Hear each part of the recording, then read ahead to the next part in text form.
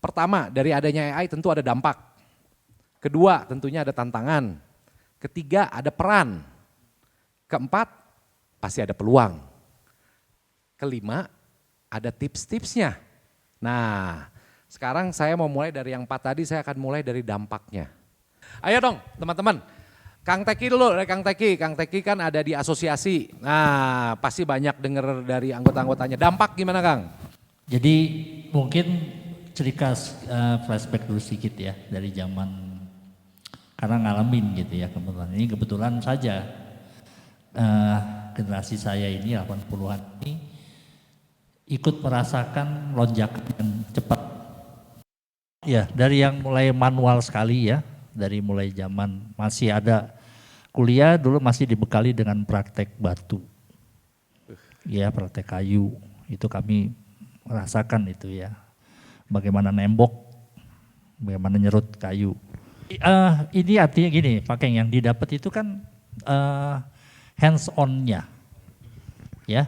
Jadi kalau pembelajaran itu hands on. Jadi merasa, memegang, merasakan. Jadi itu perlu itu sense, itu yang ada.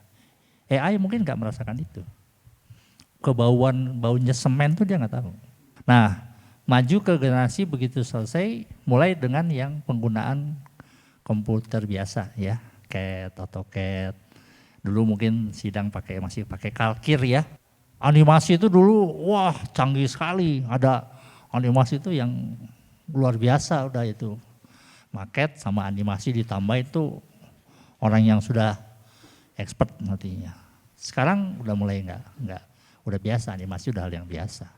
Saya pernah selalu ingat ini apa namanya kata-kata dari Jack Welch. Dia mengatakan begini, coba kita sama-sama maknai kata-katanya ya. Berubahlah sebelum kita terpaksa berubah. Jadi orang kalau berubah itu jangan karena terpaksa, udah nggak ada tulen, enggak. Tapi perubahan yang kita lakukan. AI ini sudah menyentuh di dunia arsitektur. Terus kita mau bertahan dengan nggak bisa. Ya. Harus adaptif. Gimana cara mengembangkan itu? Jadi kontrol terhadap perubahan itu penting. Jadi bekali semua itu dengan ilmu-ilmu yang muncul sekarang. Saya pikir itu yang harus dikuasai oleh anak-anak. Kedua, saya pikir ini juga karena kebetulan saya juga dilibatkan di TPA Kota Bandung ya. Jadi aturan tuh sekarang juga harus sudah mulai adaptasi dengan itu. Ya, aturan-aturan yang berkaitan dengan tadi ya. Jadi apakah nanti sama seperti aturan orang jagang online. Nah, mulai-mulai kan peraturannya muncul kan? Ya, betul. Nah, sekarang juga sama, arsitektur di online kan bagaimana? Aturannya yang harus muncul kan gitu. Plagiarisme kan lebih mudah dan segala macam. Nah, itu yang mesti diberikan. Tapi saya masih merasa bahwa sampai kapanpun saya sangat yakin AI tidak bisa menggantikan arsitek sejati, nggak bisa. Masih tentang dampak, tadi melihat secara makro ya Kang Teki. Sekarang secara teknis nih dampaknya. Ini kan berarti membuat sesuatu lebih mudah. Udah mulai belum? Pekerjaan 4 orang jadi digeser jadi cuma 1 orang. Ini kan dampak ke situ larinya. Ya kan? Ini tadi malam aja saya membuat paparan ini cukup 15 menit dengan referensi itu semua. Ini AI. Yang dulu mungkin waktu saya bikin saya pakai tenaga administrasi atau sekretaris dan lain-lain. Nah, gimana Kang? Baik, jadi kebetulan saya juga berkiprah di konsultan ini udah 13 tahun. Secara formal saya sudah terdidik juga oleh penggambaran misalkan ya, penggambaran secara manual karena dari departemen juga kan betul disampaikan Pak Teki bahwa arsitek itu tetap harus merasakan gitu ya. Merasakan kertas itu seperti apa gitu ya. Kadang-kadang effort dan ide itu keluar sebetulnya tidak ketika kita pegang mouse gitu, tapi ketika kita justru main model gitu ya, main model atau main rapido gitu. Nah memang saya harapkan sih tetap ya, maksudnya kita dari manual itu di pendidikan S1 terutama itu tetap seperti itu. Walaupun ya betul disampaikan Pak Teki tadi bahwa kita berubah atau dipaksa berubah gitu.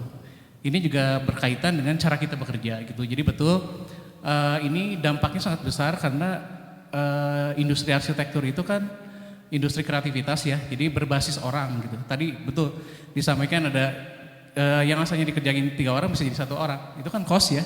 Jadi secara bisnis ini perubahannya besar sekali dan saya terus terang begitu AI ini hadir di kehidupan berarsitektur saya merasa pertama benar-benar bersyukur karena yang biasanya saya lembur sampai pagi jam 3 ya bisa lah jam 2 atau jam 1 gitu ya selesai gitu. Artinya saya sangat terbantu mungkin secara teknikal mungkin kita akan mengenal arsitektur parametrik gitu ya, itu yang sederhananya atau yang sekarang rendering itu engine-nya tuh nggak usah berjam-jam lagi, bisa hitungan real time itu ya, Lebih bisa cepat ya? bisa hitungan menit malah ya, itu betul. Jadi bisa kita milih bisa sketsa, terus kita masukkan ke AI untuk kadang-kadang hasilnya tidak sesuai dengan harapan kita, tapi bisalah kita paparkan dulu ke klien gitu kan, gitu. Nah itu juga menjadi kemudahan saya pertama, di satu sisi saya terbantu, tapi di satu sisi yang pasti menjadi kegundahan semua arsitek adalah apakah AI ini adalah anak macan gitu ya, maksudnya suatu saat AI ini yang tadi tidak bisa mencium bau itu justru mengambil alih pekerjaan kita gitu Pak. Kita kan sekolah lama ya, sekolah di arsitek. Nah AI itu kayaknya nggak perlu sekolah Pak Teki ya, nggak perlu ngambil STRA gitu ya. Oh iya. Tapi dia bisa mengancam mengancam karir saya gitu kan. Kalau mengancam karir saya berarti mengancam kehidupan saya juga. Makanya saya selalu mengikuti perkembangan platform di sosial media di luar maupun di dalam negeri. Ya sejauh ini sih saya masih merasa baik-baik saja ya dengan AI ini. Tapi secerdas-cerdasnya AI itu cuman dia punya 1 otak. Jadi kalau arsitek itu kan 2 otak ya, kiri kanan. Nah AI itu cuman kiri. Karena dia bekerja secara matematis. Jadi kalau kita arsitek pastilah berkaitan dengan gambar ya, nggak mungkin tidak ya. Gambar itu sebetulnya AI itu nggak bisa lihat gambar sebetulnya. Dia tidak bisa, malah jauh-jauh dari menilai gambar ini bagus atau enggak gitu ya. Tapi mengecek gambar tuh tidak bisa. Jadi image yang ada dia harus dikonversi secara matematis menjadi pola biner gitu ya. Jadi tetap ya harus ada kendali kontrol. Ini topik yang menarik ya. Jadi sebetulnya dampak itu dari AI ini ada dampak yang negatif, juga ada dampak yang positif gitu ya. Kemudian AI juga ini diimplementasikan dalam 2 ya. Pertama dalam desain arsitektur gitu ya. Yang kedua dalam arsitektur sendiri gitu. Kalau dalam desain arsitektur tentu membantu proses perencanaan. Yang mungkin boleh dikatakan ada stupid job gitu ya. Yang dulu tuh selalu kita laksanakan gitu. Saat ini bisa diringkas gitu dengan adanya AI ini gitu. Kemudian pada arsitektur tentu kalau misalkan ibarat gedung parter, gedung isola ya. Kalau desain isola itu berarti kan rancangannya. Nah, pada proses perancangan AI punya peran yang sangat luar biasa gitu. Bisa mempersingkat waktu, bisa memberikan berbagai alternatif, bisa menjadi teman diskusi atau teman eksplorasi dalam desain gitu. Sedangkan pada bangunannya sendiri, pada arsitekturnya yang fisik gitu yang terbangun, AI juga sekarang sudah masuk gitu. Bagaimana sistem security gitu bisa mendeteksi ini pemilik atau bukan gitu ya. Mungkin kedepannya saya pikir AI ini karena di setting kecerdasannya itu terus meningkat gitu ya. Dengan informasi yang terus bertambah, gitu, dengan akses big data yang semakin komprehensif gitu. Lama-kelamaan memang AI ini bisa lebih cerdas gitu. Dengan banyak problem, dengan banyak input dan lain sebagainya, semakin cerdas, semakin cerdas, semakin cerdas gitu. Makanya dampak negatif dari AI kita harus pahami, dampak positifnya ini kita manfaatkan seoptimal mungkin gitu. Karena kita masuk era itu. Gitu. Mungkin sementara itu dulu. Ki, lu kena dampak nggak Ki? Biar berwarna. Baik, ya ini tema yang luar biasa ya buat saya yang era sekarang ini. Apalagi AI itu luar biasa banget, bisa bisa dibilang 80% itu bisa mengancam untuk era sekarang gitu Pak Indra. Karena saya pernah membaca satu jurnal, ada salah satu peneliti di suatu job desk pekerjaan itu dia meneliti 700 pekerjaan yang tersingkirkan bahwa di pekerja arsitek itu di angka 80 pada saat ini yang hampir geser keganti sama AI itu. Nah, sedangkan bahwa kita tahu yang sekarang AI yang berkembang itu baru di weak AI seperti ChatGPT, OpenAI dan sebagainya. Yang sekarang lagi dikembangin itu yang bernama Strong AI itu. Jadi Strong AI itu nanti dikembangin itu bakal menyamain rasa seperti manusia. Misalnya kita ada 4 tahapan untuk merancang suatu proses perencanaan nih.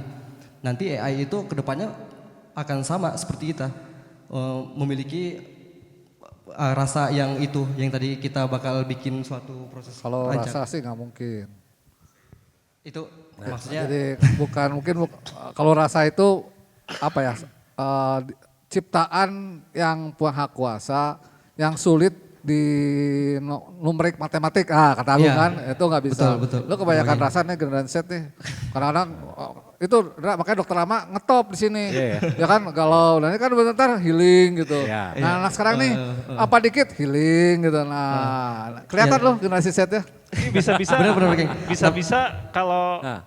AI punya rasa, ada orang yang jatuh cinta dengan AI. Iya. Nah, Tapi ada salah satu yang AI itu nggak bisa ambil dari kita sebagai manusia itu, ya apalagi kita sebagai arsitek gitu kan.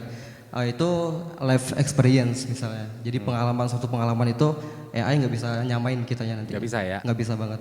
Nah kalau ini, sorry saya potong. Bang Tommy, teman-teman yang ada di Papua lah gitu ya, melihat dampak AI ini gimana? Di kita di Papua Barat yang kebanyakan kita proyek-proyeknya, proyek pemerintahan yang berkaitan dengan pengusulan itu akan mempermudah karena biasanya mereka minta diusulkan mau dibawa ke Jakarta cuma butuh 1 malam. Nah ini maksud gua. Buat itu Ini, dampak benar. dari sisi ini ya, dari sisi kita cepet-cepetan, tapi Oke. dampak negatifnya jadi ini jadi kayak kreativitasnya juga kurang bagus lah, kurang dalam juga, dan itu ada kecenderungan nanti ada teman-teman yang mungkin yang muda-muda jadi ada ketergantungan juga nantinya takutnya. Jadi itulah yang tadi sudah disampaikan beberapa teman di sini bahwa dampak negatif itu memang harus difilterisasi lah untuk. Tapi setuju nggak? Nih saya potong. Dampak ya, dampak dari teknologi deh. Ya, setuju. Saya sering ke daerah. Bagi saya sekarang sudah tidak ada daerah mana kota. Kenapa? Mungkin 20 tahun lalu kalau saya ke daerah gitu ya, bisa dibilang ini orang daerah. Kenapa? Karena informasi di kota lebih cepat. Sekarang kan saya bisa nonton drama Korea. Ada yang nonton drama Korea? Ada ya?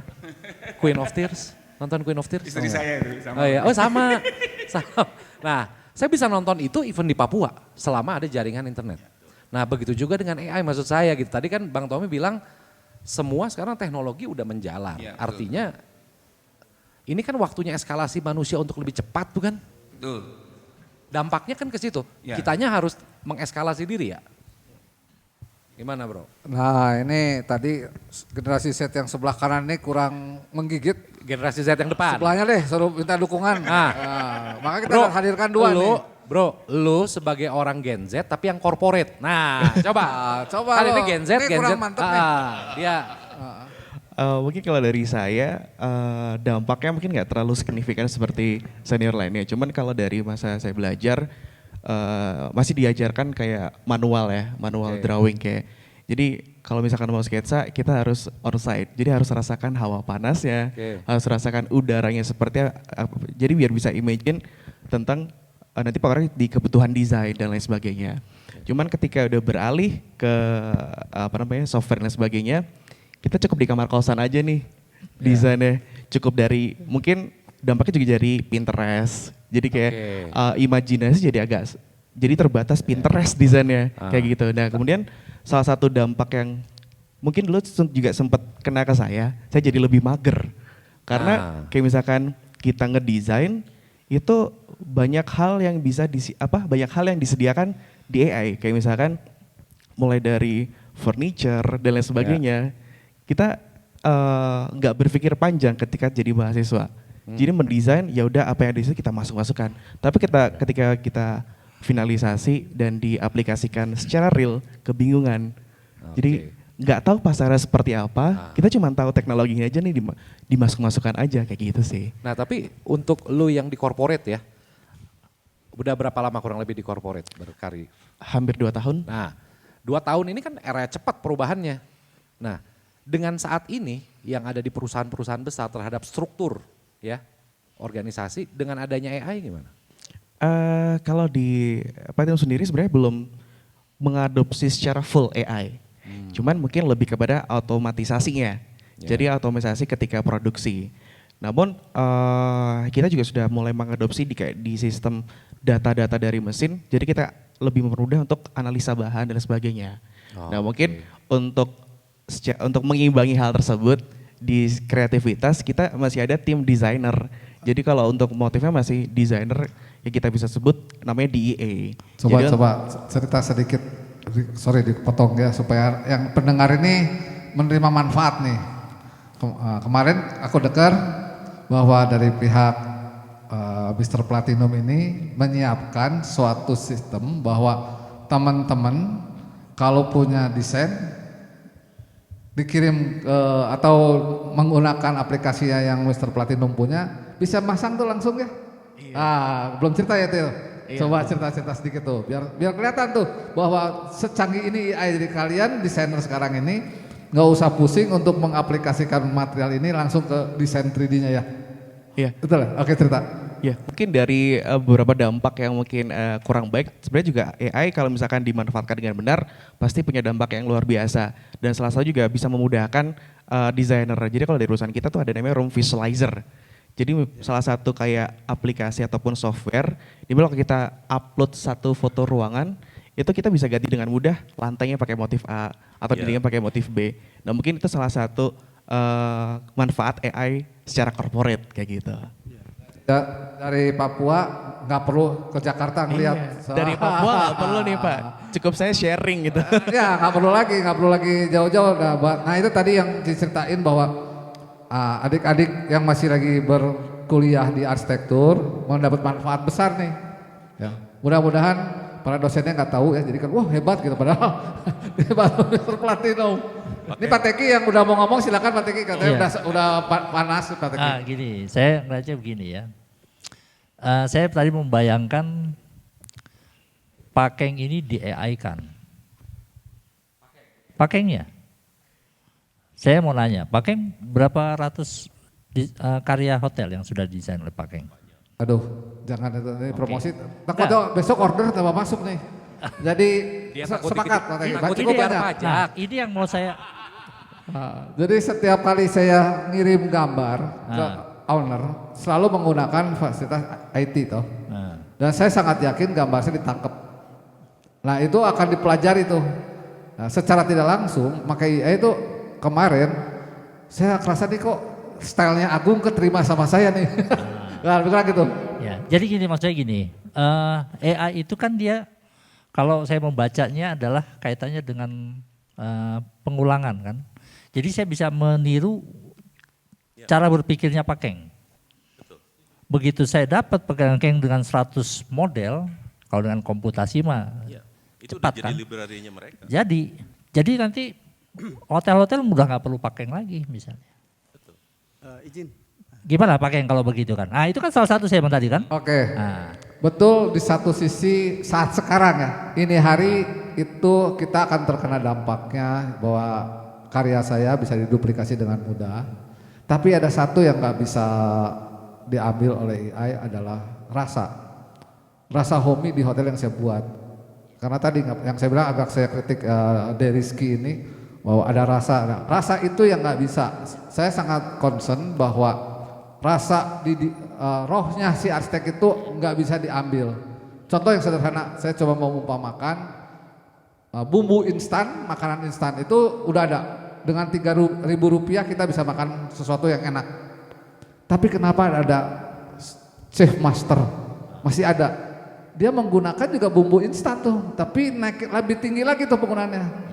Jadi menurut pendapat saya bahwa arsitek itu diberi sesuatu yang instan, no problem. Tapi Anda harus bisa yang instan itu dikasih penyedap baru, rasa baru. Yang seperti Pak Agung tadi, yang kita mesti lembur sampai jam 3 pagi, kita jam 7 sudah punya banyak varian. Itu manfaatnya. Oke, Pak Tegi. Ya itu makanya saya bilang tadi. Jadi kita bisa mempercepat sekian waktu dihemat untuk bisa berpikir ala Pak Keng. Saya ambil contoh gitu, atau ala Pak Dwi, atau ala palanya Pak Agung, atau teman kita Pak Yudi ya misalnya. Artinya supaya apa? Supaya belajar dari situ sebetulnya. Nah tapi yang benar tadi, saya mau bayangkan juga sama seperti ini. Apakah teman-teman kalau main game balap mobil terus bisa sehebat pembalap? Coba main jago di anak kita aja lah, main game terus wah, mahir lah menang gitu. Tapi coba dipindahkan ke yang real. Sama, bangunanku juga kayak begitu. Di desain bisa saja begitu canggih kita mau desainnya. Alternatif saja. Coba kita wujudkan. Kepekaan kita nggak ada di situ. Makanya kenapa harus tadi belajar sketsa on the spot. Kepekaan yang itu nggak ada di nggak ada. Sepakat. Itu sih kalau menurut saya sih itu. Pak Keng, gini ya. Kalau saya lebih melihat ke sisi engineeringnya ya. Jadi dunia desain dengan dunia arsitektur itu hidup berdampingan ya. Artinya kalau misalnya kita melihat ke sisi engineering, dampaknya ini cukup positif. Kalau misalkan sebelum lahir AI, kita pernah dikenalkan dengan BIM ya, Building Information Modeling, di mana si tenaga ahli dan engineering itu bekerja sama dalam satu tim, ada project manajernya, kemudian di dalamnya itu ada tenaga ahli mechanical, electrical, arsitektur, struktur, interior, itu jadi satu. Dan dia bekerja dalam satu event. Ketika salah satu tenaga ahli dia kirim data di cloud, terus diambil. Mungkin kalau Kang Agung mungkin hafal mengenai BIM ya, paham betul ya. Ketika diupload salah satu tenaga ahli, dia ngecek, oh ini saya udah mulai bekerja. Artinya apa? Di sini percepatan yang luar biasa. Sisi engineeringnya adalah positif. Memang rasa ini tidak bisa digantikan dengan secara teknis, tidak bisa. Karena dia ini ada experience tersendiri ya. Artinya ini perlu dibedakan antara rasa dengan engineeringnya. Nah kalau misalnya kita berbicara tentang dampak, sisi engineeringnya bermanfaat sekali. Bisa melakukan percepatan yang luar biasa, pertama dari mulai spesifikasi teknis, kemudian menentukan arahan desain, sampai dengan rencana anggaran biaya. Nah ini BIM ini adalah cikal bakal dari AI sebetulnya. Gitu. Jadi kalau sekilas saja ya, kalau berkaitan sama ini saya ke wujud nyata ya, fisik gitu ya, physically. Arsitektur kan pasti fisik lah. Lebih kepada yang disebut dengan keandalan bangunan sebetulnya. Karena yang dilihat itu adalah proses keselamatannya yang dilihat. Jadi bukan lebih daripada bagus jeleknya ya atau gitu. Artinya BIM ini bisa memprediksi dari awal kegagalan bangunan tersebut. Iya. Maka itu sebetulnya yang diharapkan kan barangkali kalau AI lebih condong ke arah situnya ya, ke arah hal itunya. Betul. Kalau larinya ke alternatif gitu, sama lah mungkin di tesisnya kawan-kawan juga sama. Saya juga kemarin tesis juga sama. Ada 160 alternatif kan dalam hitungan mungkin sejam atau 2 jam udah dapat tuh alternatif 160 bentuk dari penggunaan Grasshopper maupun yang sifatnya parametrik ya. Itu bisa gitu loh. Tapi kan tetap keputusan kan kita yang ngambil yang mana. Nah itu yang saya tadi kan gitu. Betul. Kecepatannya yang kita mesti rasakan. Semakin gitu. banyak ide yang muncul, semakin banyak kita ambil keputusan. Nah, cuma waktu itu ada satu pertanyaan yang saya nggak bisa jawab. Kekusuan. Kusu itu bisa diukur nggak? Apa orang diam itu kusu? Apa orang merem gitu kusu? Nggak bisa. Tapi saya bilang pendekatan terhadap nilai kekusuan bisa. Dengan keheningan ruangan, dengan segala macamnya. Faktor itu yang kita buatnya. AI masuk ke situ. Tapi faktor bahwa nilai kekusuannya, nilai orang kenyamanan, beda, nggak bisa diukur. Rasa tadi nggak bisa. Nah kalau Iya. misalnya udah tingkat kenyamanan itu masalah rasa. Nah itu ya itu butuh experience, butuh pengalaman, Iya. butuh pendekatan ya betul. Itu sepakat betul. Ya, jadi yang namanya rasa itu tentu berkembang dengan adanya teknologi.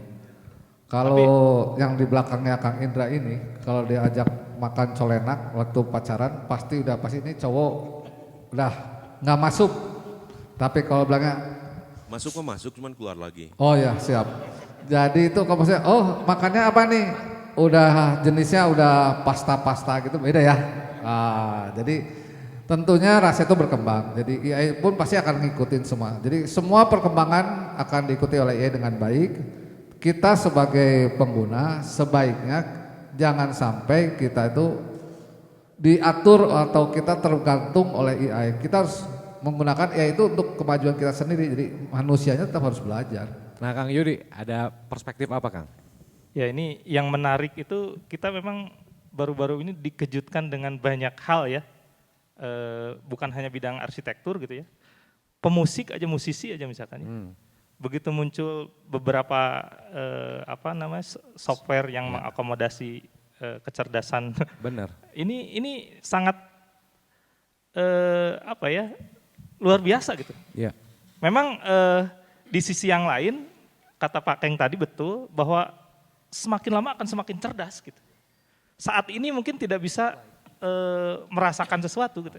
Tapi entah gitu suatu saat gitu saking ininya ya di terus bertransformasi, terus diperbaiki gitu sehingga kualitasnya akan lebih baik dan lebih peka gitu. Contoh gitu saya iseng ketika pertama berinteraksi dengan ChatGPT gitu ya, dengan OpenAI.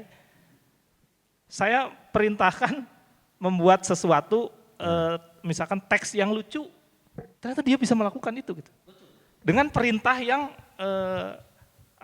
perintah-perintah yang kita sematkan gitu. Bahkan kita bisa menggunakan dengan gaya humorisnya Pak Keng misalkan. Itu bisa jadi referensi. Bukan kemarin waktu kita bikin kuliah ikutan ya?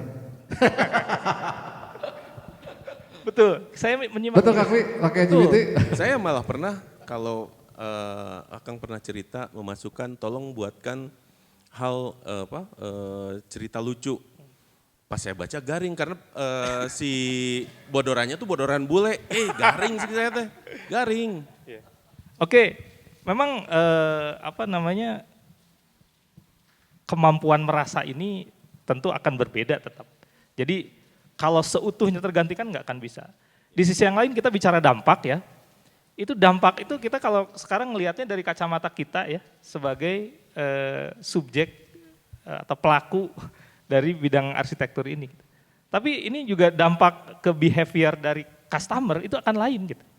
Sepakat. Sehingga selain kita memikirkan perubahan yang terus ada perubahan, sebenarnya ada sesuatu yang tidak pernah berubah gitu. Value-nya ya. Contoh ya, klien kita itu ingin dilayani secara cepat. Pak Keng pernah nggak? Pak Keng lah 5 tahun deh gitu, naon Pak Keng gitu, ada nggak? Nggak ada lah, Nggak ini ada. barusan siang ini udah ngomong, besok pagi udah setor. Nah, jadi itu tidak pernah berubah. Terus klien kita tidak suka dengan produk yang cacat gitu. Kira-kira zaman Pak Keng zaman dulu sampai zaman sekarang, zaman era AI, ada nggak yang bayalah cacat seetik mah gitu? Ada nggak? Aduh ini kelihatan banget ya seniornya.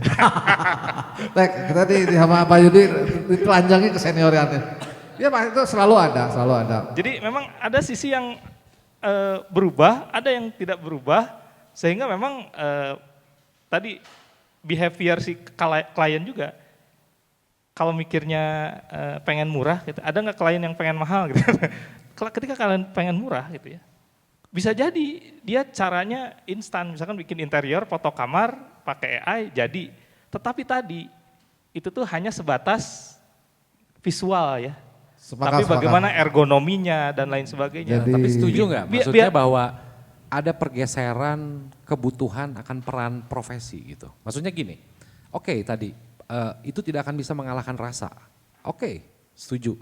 Tapi permasalahannya stakeholder yang lain di luar yang berprofesi dengan adanya AI menuntut semuanya lebih cepat jadinya. Ya. Jadi, Contoh CEO, investor, ya kan? Banker-banker, semualah yang mereka pegang ekonomi secara makro. Mereka jadi punya tuntunan, orang mereka aja mungkin ke kantornya nih, board of director ya, ke sekretarisnya tolong bikinin slide untuk saya malam. Sekretarisnya udah dengan AI, semua cepat. Jadi setuju nggak Kang akan ada pergeseran Ya, itu jadi contoh sederhana. Semua makanan instan itu selalu berproduksi sekarang berguna variasi. Contoh yang paling sederhana lagi, rendang aja udah bisa instan sekarang. Itu rendang tuh kalau ceritanya orang yang buat aslinya tuh berhari-hari ya.